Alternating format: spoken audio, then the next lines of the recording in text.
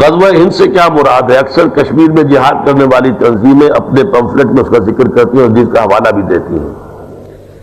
حدیث صحیح ہے، لیکن حدیث میں اصل میں دو غزوات کو جمع کیا ہے ایک حدیث میں۔ عصابتان من امتی احرزہم اللہ من النار، حضور نے فرمایا میری امت کے دو لشکر، دو گروہ ایسے ہیں جن کو اللہ نے آگ سے بچا لیا ہے، آگ سے گویا کہ چھٹکارا ان کا ہو گیا ہے۔ عصابۃ تغزو الہند، ایک گروہ وہ ہوگا جو ہند پر حملہ کرے گا، وعصابۃ تکون مع عیسیٰ ابن مریم، دوسرا گروہ وہ ہوگا جو عیسیٰ ابن مریم کے ساتھ ہو کر یہودیوں سے اور دجال کے خلاف جنگ کرے گا۔ اب ان دونوں کا ایک حدیث میں ہونا لازماً میرے نزدیک ثبوت ہے اس کا کہ یہ سائملٹینیس ہوں گے، ورنہ غزوہ ہند جو ہے وہ تو محمد ابن قاسم بھی آئے تھے، اکیلا غزوہ تو پھر وہ ہو چکا، پھر وہ حدیث کا منشا پورا ہو چکا، پھر اب آپ آگے اس کو کوٹ نہ کیجیے۔ اسی طریقے سے پھر محمد غوری نے بھی حملے کیے اور محمود غزنوی نے بھی کیے، یہ ابھی 200 سال پہلے جو ہے وہ احمد شاہ ابدالی بھی آئے تھے۔ یہ نہیں ہے، یہ ہوگا جب اس علاقے میں انشاءاللہ پاکستان افغانستان میں وہ خلافت علی منہاج النبوہ کا نظام صحیح قائم ہو جائے گا، متمکن ہو جائے گا، پھر یہ دائیں اور بائیں، شرق اور غرب میں دونوں طرف ایکسٹینشن ہوگی، اور ہند کی طرف بھی اور ادھر دوسری طرف یہ کہ یہودیوں کے، اسرائیل کے اور یہودیوں کے خلاف جنگ ہوگی۔ یہ ان کے بارے میں ہے، یہ نہیں ہے جو اس وقت جو ہے کشمیر میں جا کر کر رہے ہیں، یہ خام خواہ انہوں نے اپنے اوپر اس کو چسپاں کر لیا ہے۔ عرب جو ہے وہ اندر سے کھوکھلے ہو چکے ہیں، عیاشی میں، دولت میں، پیسے میں، دولت، پیسہ، عیاشی، اس کی وجہ سے کھوکھلے ہوئے۔ یہاں میں آپ کو دو حدیثیں سنانا چاہتا ہوں۔ سنن ابن ماجہ کی روایت ہے حضرت ابو ہریرہ سے رضی اللہ تعالی عنہ، قال رسول اللہ صلی اللہ علیہ وسلم اذا وقعت الملاحم بعث اللہ بعثا من الموالی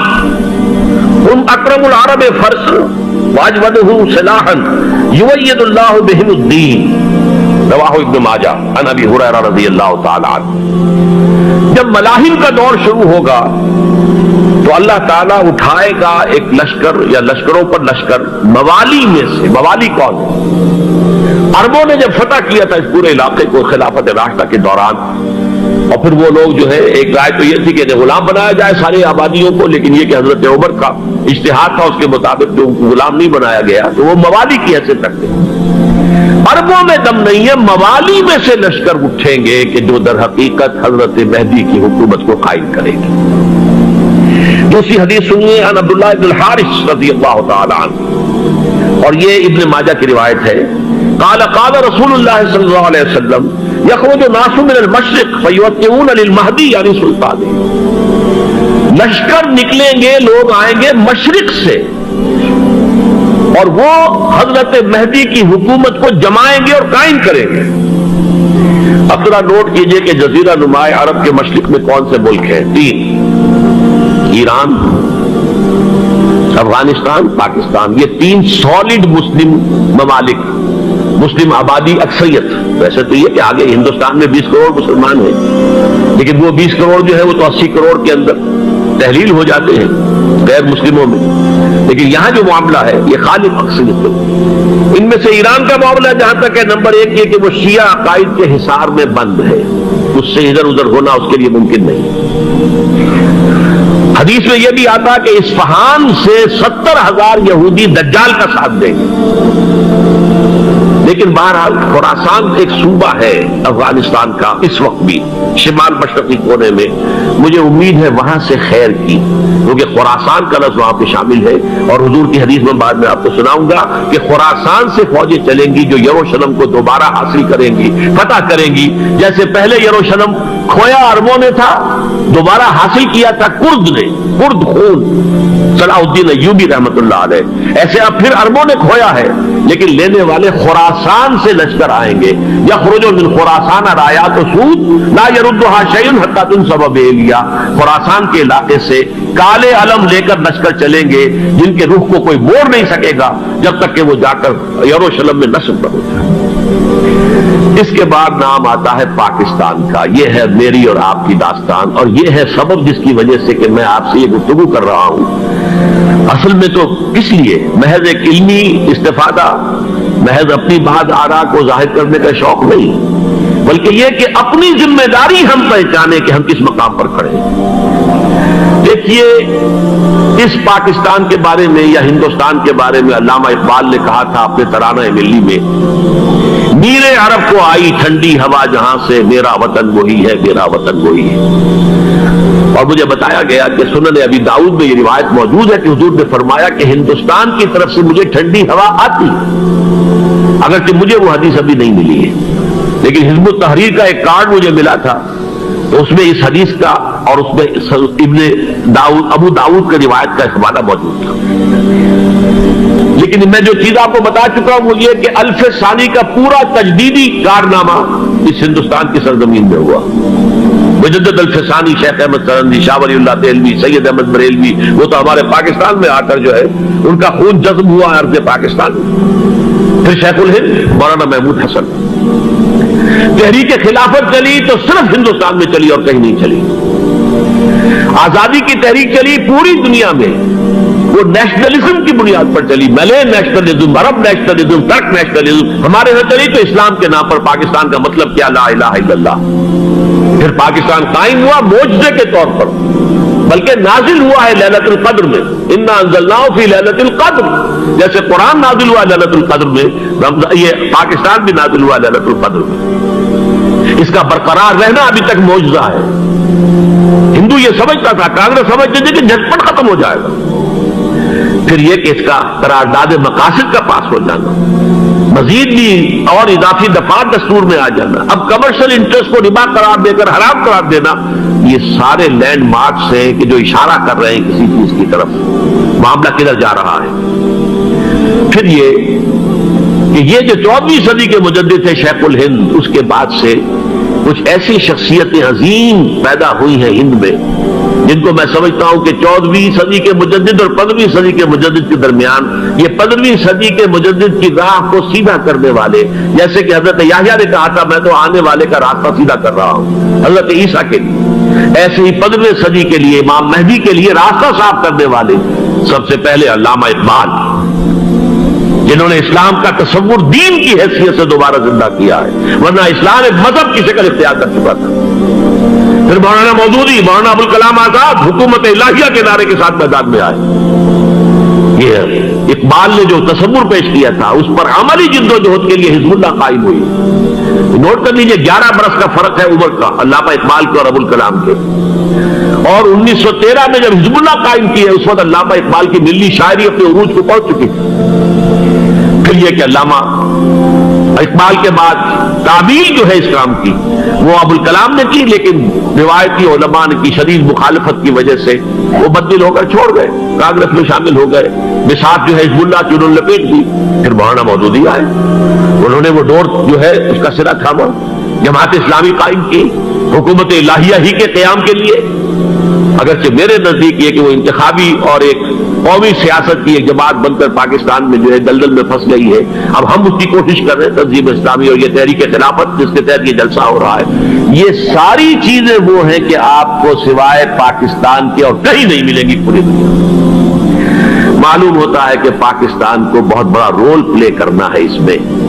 اور اس کے ساتھ اب جمع کر لیجئے افغانستان کی عمارت افغانستان، اسلامی عمارت افغانستان قائم ہو چکی ہے۔ یہ پچھلے 20 سالوں میں جو کچھ وہاں ہوتا رہا ہے اس سے پہلے تصور نہیں ہو سکتا تھا۔ کابل جو ہے وہ تو جیسے پیرس کا تمدن تھا ویسے کابل کا تھا، وہی لباس، وہی سکرٹس۔ یہاں جب آئے تھے شاہ ساحل ظاہر شاہ سرکاری دورے پر تو ان کی جو ملکہ صاحبہ تھی ان کے ساتھ اسکرٹ میں ملبوس تھی۔ کابل جو ہے وہ بالکل ایک پیرس کی طرح کا شہر تھا۔ آج کابل جو ہے جا کر دیکھیے، علامہ اقبال کے فرزند بھی دیکھ کر آئے ہیں تو اگرچہ وہ خود میں سمجھتا ہوں کہ خاصے انہیں آپ لبرل کہیں، آزاد خیال کہیں، لیکن اس درجے متاثر ہو کر آئے تھے کہ انہوں نے یہ کہا افغانستان میں جو میں نے حالات دیکھے ہیں کہ اگر 2-4 اور مسلمان ملکوں کے اندر یہ نظام قائم ہو جائے تو پوری دنیا مسلمان ہو جائے گی۔ یہ سب کچھ کیسے ہو رہا ہے؟ یہ آنے والے دور کی جھلکیاں ہیں۔ Coming events are casting their shadows before. یہ سب بتا رہے ہیں کہ پاکستان افغانستان کو مل کر اس میں کوئی عظیم رول پلے کرنا ہے۔ اور اس کے ضمن میں اب میں علامہ اقبال کے بارے میں آخری بات کہہ رہا ہوں۔ علامہ اقبال کے بارے میں عام یہ خیال ہے، انہوں نے اپنے خطبات میں مہدی کا اور نزول مسیح کا، حالانکہ میں کل پڑھ رہا تھا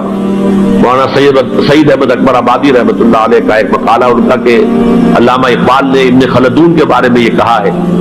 کہ مہدی کا اور نزول عیسیٰ کا دونوں کا انہوں نے انکار کیا ہے، حالانکہ ابن خلدون نے نزول عیسیٰ کا انکار نہیں کیا، صرف مہدی کا انکار کیا ہے۔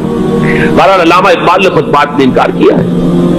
لیکن یہ کہ اپنی شاعری کے اندر میں چیلنج کرتا ہوں کسی بڑے سے بڑے اقبال شناس کو، ان کا یہ شعر ذرا سنیے۔ خضر وقت از خلوت دشت حجاز آید برو، کارواں زی وادی دور و دراز آید برو۔ خضر وقت، امام وقت، رہنمائے وقت، قائد وقت، خلوت دشت حجاز، حجاز کی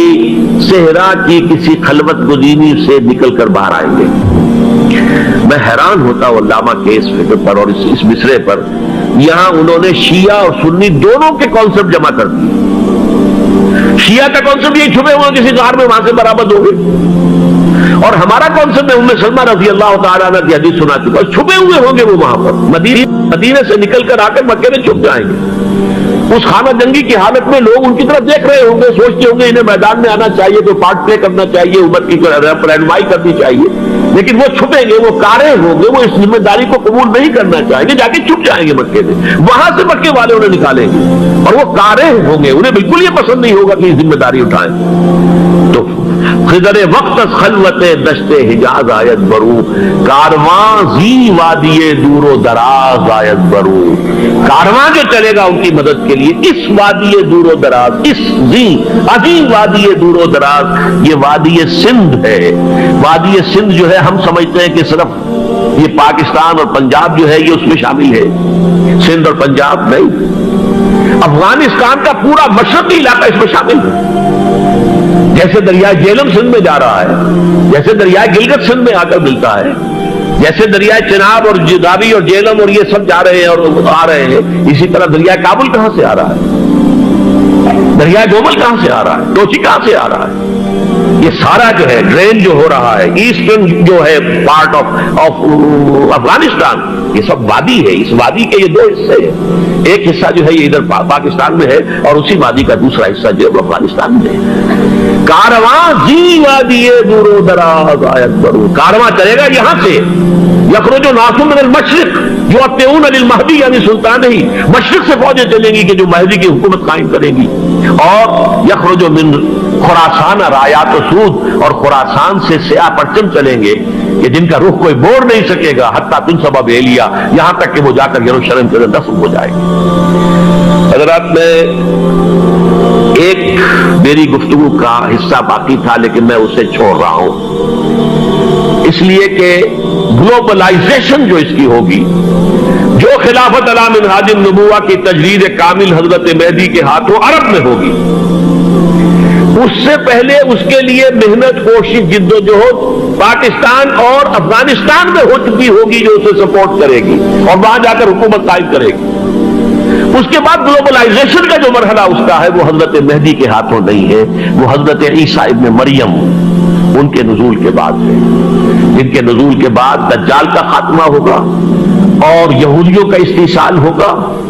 مسلمانوں پر بھی بڑی تکالیف عربوں پر آئیں گی، شدائد آئیں گے، لیکن یہ وہ میں حصہ جو اپنی گفتگو کا آج چھوڑ رہا ہوں اس لیے کہ میں دیکھ رہا ہوں کہ بعض حضرات کا صبر کا پیمانہ اب لبریز ہو رہا ہے، تو میں اس حصے کو پھر ملتوی رکھتا ہوں کسی دوسری محفل اور کسی دوسری مجلس اور نشست پر۔ لیکن یہ کہ امام مہدی کی حکومت قائم کرنے کے لیے کون لوگ آئیں گے؟ اس وقت یہ ہے کہ اصل نماز یہی ہے، یہ سورہ فاتحہ۔ چنانچہ میں آپ کو حدیث سنا رہا ہوں جو صحیح بخاری میں بھی ہے، صحیح مسلم میں بھی ہے، جامع ترمذی میں بھی ہے، سنن ابی داؤد میں بھی ہے، سنن نسائی میں بھی ہے، اور بہت سی کتابوں میں موجود ہے۔ اور یہ عن عبادۃ بن صامت رضی اللہ تعالی عنہ، حضرت عبادہ بن صامت سے ہے مرفوعا کہ حضور نے فرمایا لا صلاۃ لمن لم یقرأ بفاتحۃ الکتاب، اس شخص کی کوئی نماز نہیں ہے جس نے کہ سورہ فاتحہ کی تلاوت نہیں کی۔ اب اس سے ہمارے ہاں ایک بڑا اختلاف پیدا ہوا، وہ نوٹ کر لیجئے۔ ایک رائے یہ ہے آپ اگر علیحدہ نماز پڑھ رہے ہیں تو ظاہر بات ہے کہ آپ کو ہر رکعت میں خود پڑھنی ہی پڑھنی ہے سورہ فاتحہ۔ جب باجماعت پڑھ رہے ہیں اب کیا شکل، امام پڑھ رہا ہے سورہ فاتحہ تو کیا مقتدی کو بھی پڑھنی چاہیے؟ اس حدیث میں جو الفاظ کی شدت ہے اس کی بنا پر رجحان یہ ہوتا ہے کہ یقیناً اس صورت میں ہر شخص کو لا صلاۃ لمن لم یقرأ بفاتحۃ الکتاب، جس نے کہ فاتحہ کی تلاوت نہیں کی، قرأت نہیں کی، اس کی کوئی نماز ہی نہیں۔ تو یہ موقف ہے امام شافعی کا، یہی مسلک ہے ہمارے اہل حدیث بھائیوں کا کہ آپ چاہے اکیلے نماز پڑھ رہے ہو، چاہے امام کے پیچھے پڑھ رہے ہو، اور چاہے امام جو ہے وہ جہری رکعت پڑھا رہا ہے اور چاہے سری رکعت پڑھا رہا ہے۔ خاموشی والی رکعت سورہ آپ کو معلوم ہے کہ نماز جو ظہر اور عصر کی ہے تو چاروں رکعتیں جو ہے وہ سری ہے، مغرب کے اندر آ کر دو جہری ہیں ایک سری ہے، عشاء میں آ کر دو جہری ہیں دو سری ہیں، سورہ اور نماز فجر کے اندر دونوں جو ہیں وہ جہری ہیں۔ تو چاہے جہری ہو چاہے سری ہو، آپ کو بھی لازماً جو مقتدی ہے اسے بھی سورہ فاتحہ پڑھنی ہوگی۔ اب اس کے لیے انہوں نے یہ طریقہ جو ہے تلقین کیا ہے کہ امام تیزی سے نہ پڑھے، رک رک کر پڑھے الحمدللہ رب العالمین، اس کے بعد اتنا وقفہ دے دے کہ جو مقتدی ہے وہ بھی کہہ لے اپنے دل میں یا پڑھ لے الحمدللہ رب العالمین الرحمن الرحیم۔ تو یہ رک رک کر پڑھنا، خاص طور پر اگر آپ کو موقع ہوا ہو کسی اہل حدیث امام کی امامت میں نماز ادا کرنے کا، تو آپ دیکھیں گے کہ بڑا فرق ہے۔ ہمارے جو حنفی امام الحمدللہ رب العالمین الرحمن الرحیم مالک یوم الدین ایاک نعبد و ایاک نستعین، چار آیتیں جو ہیں وہ بھی ایک ساتھ میں پڑھ جائیں گے۔ لیکن یہ کہ عام طور پر جو اہل حدیث حضرات ہیں وہ رک رک کر ٹھہر ٹھہر کر پڑھتے ہیں، ترتیل کے انداز میں پڑھتے ہیں۔ یا پھر دوسری شکل انہوں نے ایک اور کی ہے، یہ آپ سعودی عرب میں جب کبھی نماز پڑھیں گے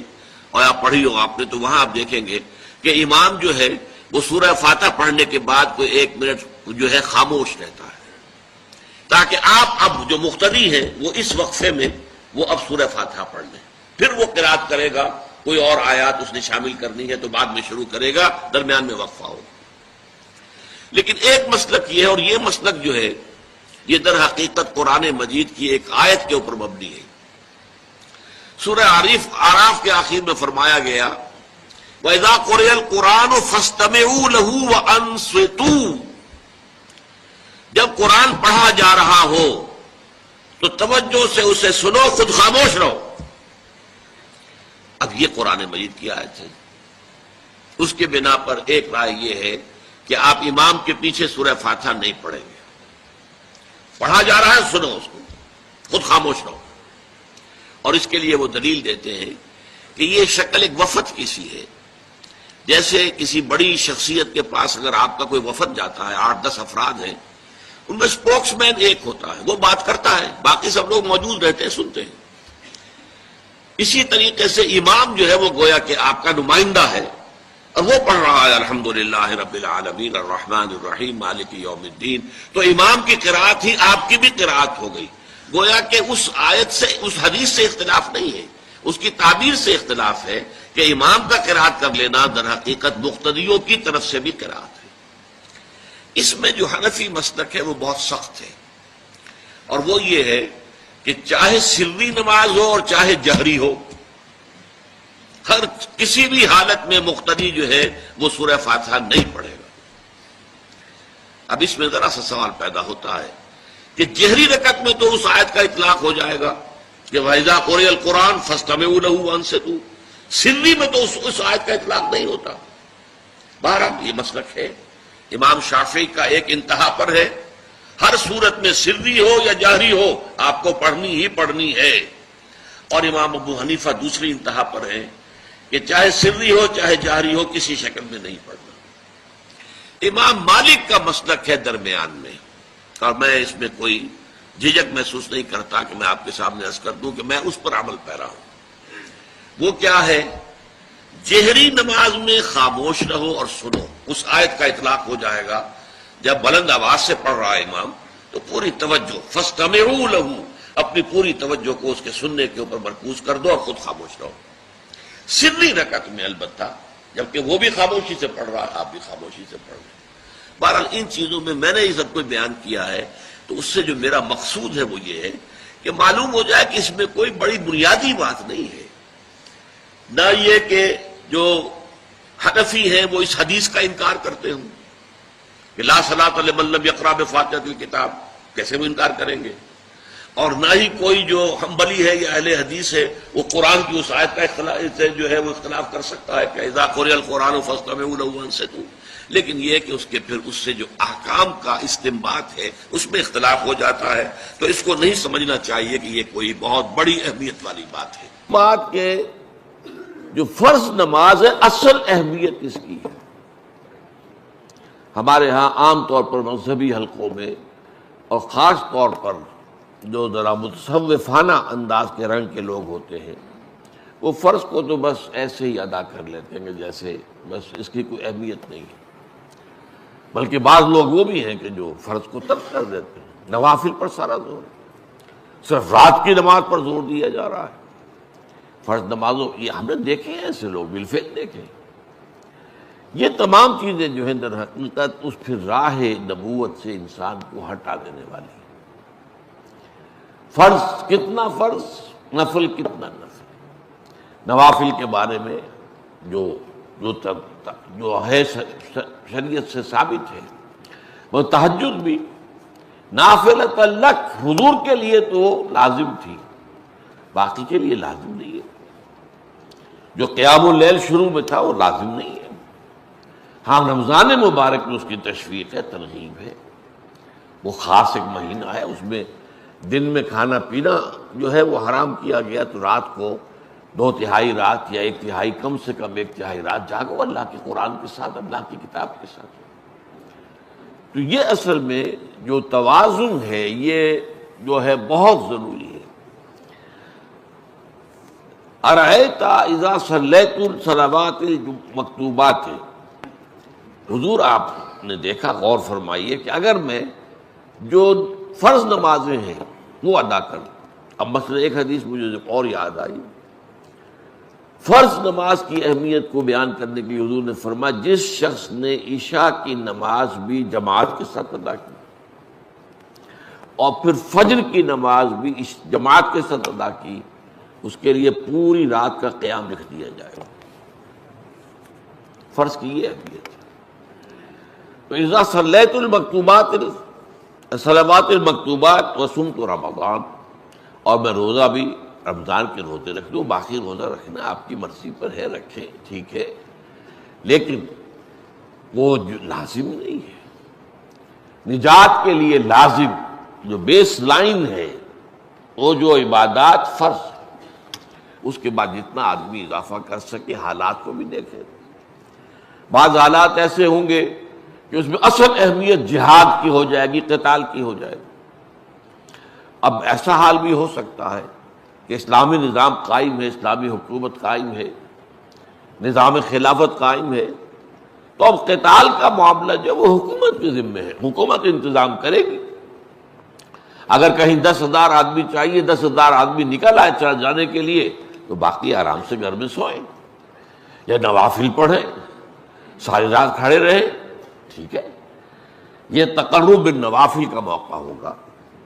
لیکن اگر اللہ کا دین جو ہے وہ مغلوب ہے، پامال ہے، اسے پاؤں تلے رودا جا رہا ہے، شریعت کی دھجیاں بکھیری جا رہی ہیں، عوامر کا استہزاء ہو رہا ہے، اور جو منکرات ہیں ان کی تبلیغ ہو رہی ہے، اس وقت آدمی نوافل میں لگا رہے، وہاں تو فرض ہو جائے گا امر بالمعروف نہی عن المنکر، جہاد، اس کی جو بھی تقاضے ہوں، اس وقت سارے تقاضے اس کو بیان کرنے کا موقع نہیں ہے، اس اصل شے کو ہوگی۔ اس فرض کو ترک کر کے نوافل میں لگیں گے تو یہ نوافل منہ پر دے مارے جائے، اس کو بہت زیادہ نمایاں کرنے کے لیے میں مثال دیتا ہوں کہ ذرا سوچئے، جب دامن احد میں معرکہ جاری تھا